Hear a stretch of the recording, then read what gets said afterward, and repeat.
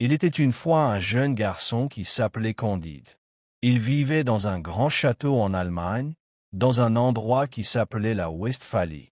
Il vivait avec un baron, une baronne, leur fille Cunégonde, et un professeur très savant qui s'appelait Pangloss. Pangloss enseignait que tout va toujours pour le mieux dans le meilleur des mondes.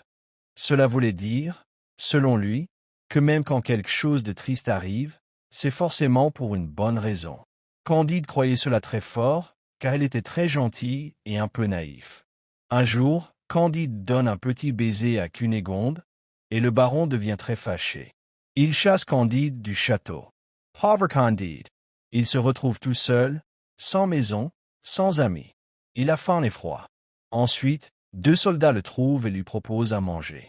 Mais ce n'est pas par gentillesse. Il l'emmène de force dans l'armée et il devient soldat. Il n'a pas le choix. Il découvre la guerre, la violence et la tristesse. Il voit des gens se battre, mourir, des maisons détruites. Il se rend compte que la guerre, ce n'est pas du tout pour le mieux. Candide réussit à s'échapper. Il arrive dans un autre pays, les Pays-Bas.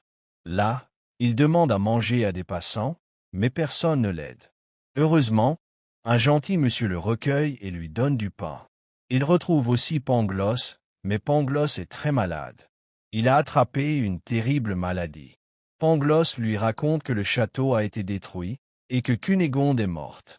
Candide est très triste. Ils voyagent ensemble jusqu'à Lisbonne, au Portugal. Mais à peine arrive-t-il que la ville est secouée par un tremblement de terre. Beaucoup de maisons tombent, des gens meurent. Pangloss continue de dire que tout arrive pour une raison. Mais Candide commence à douter. Pourquoi autant de malheur? Ensuite, l'Inquisition, des juges religieux très sévères, arrête Pangloss et Candide. Pangloss est pendu et Candide reçoit des coups de fouet.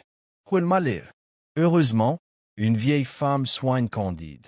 Elle lui dit que Cunégonde est vivante. Candide n'en croit pas ses oreilles. Il court la voir.